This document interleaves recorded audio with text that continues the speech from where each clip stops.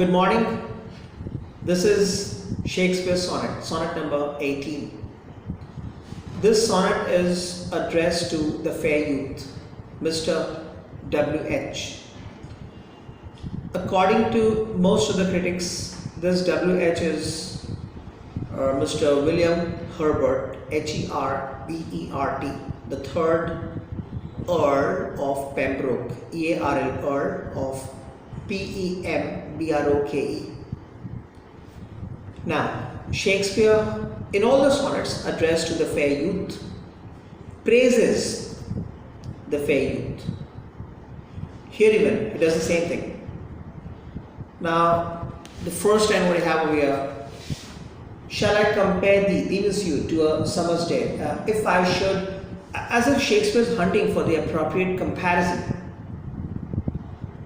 Shall I compare thee to a summer's day? According to the critic Tucker, T-U-C-K-E-R, this summer's day, by this Shakespeare does not mean one particular day of summer. Rather, he means the entire summer season. Now, in Europe, summer season is so soothing, balmy, comfortable. But fair youth, you are something better than summer is great, but you are something better than summer season as well. Thou art, thou means you, art means are, you are more lovely, mark the comparative word more. You are more lovely than summer and more temperate than summer. Temperate. Now, first talk of lovely. By lovely mean you are more kind, you are more gentle, more lovable,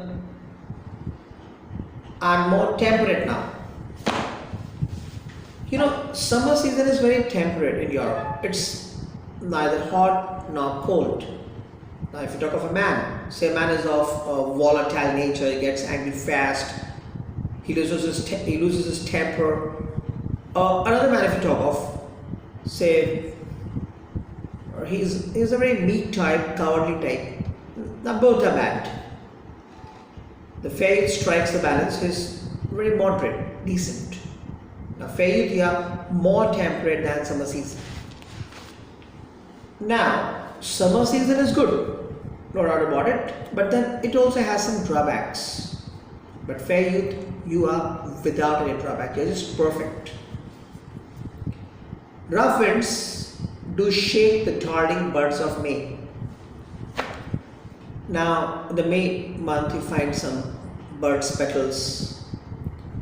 Now, say strong wind blows. Now, what can happen? If strong winds blow, the petals, the buds will fall off, and the future, the would-be flowers will be destroyed. Fine.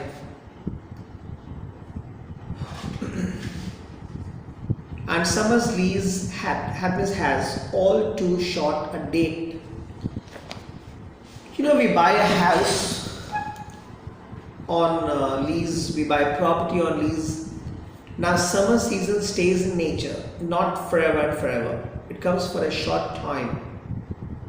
The lease of summer is a short one, but fair youth, your goodness, your greatness, your beauty, your youth, that is eternal, that is permanent.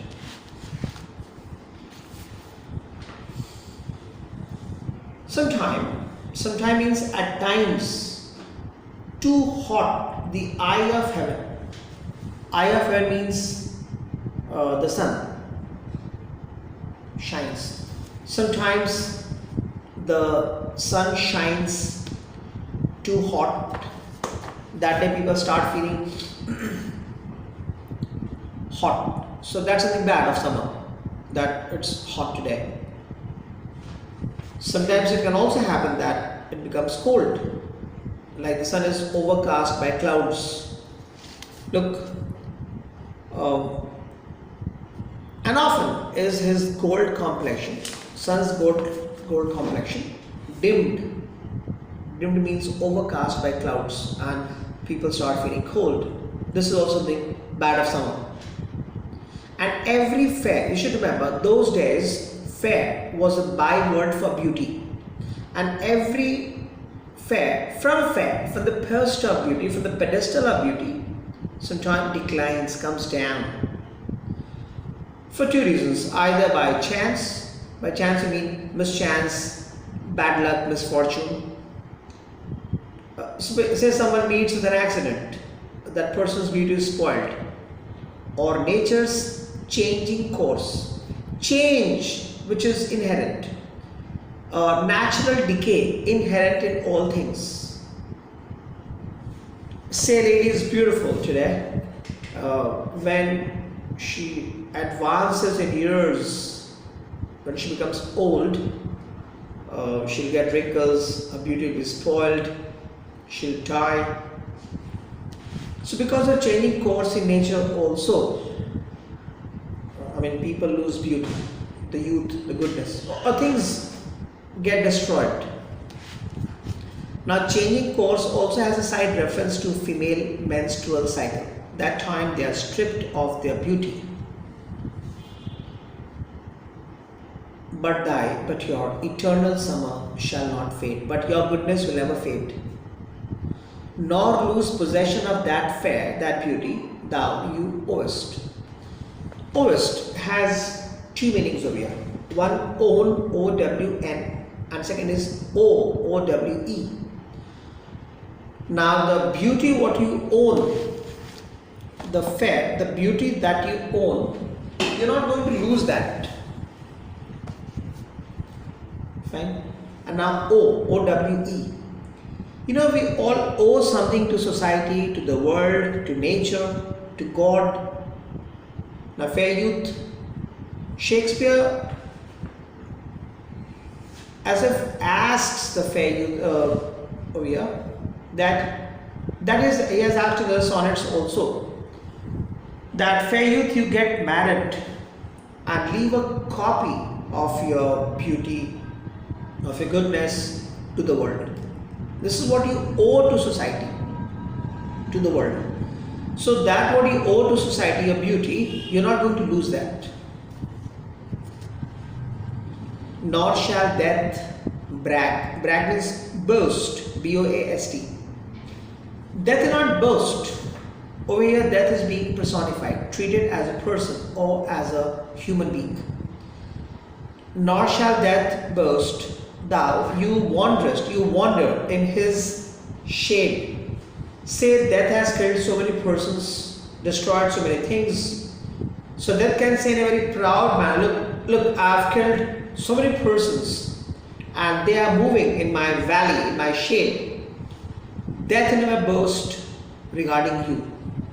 You will never be touched by death.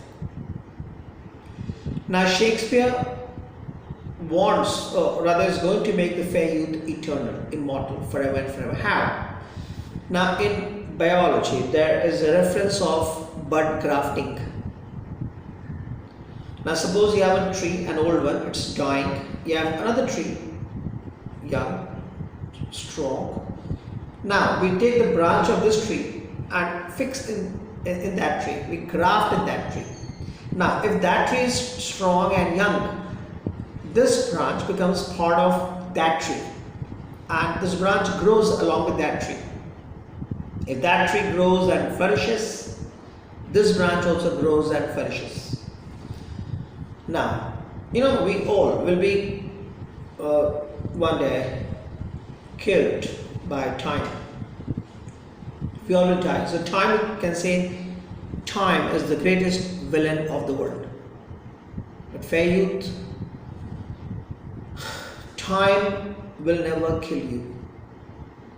How? Because I will graft you with time only.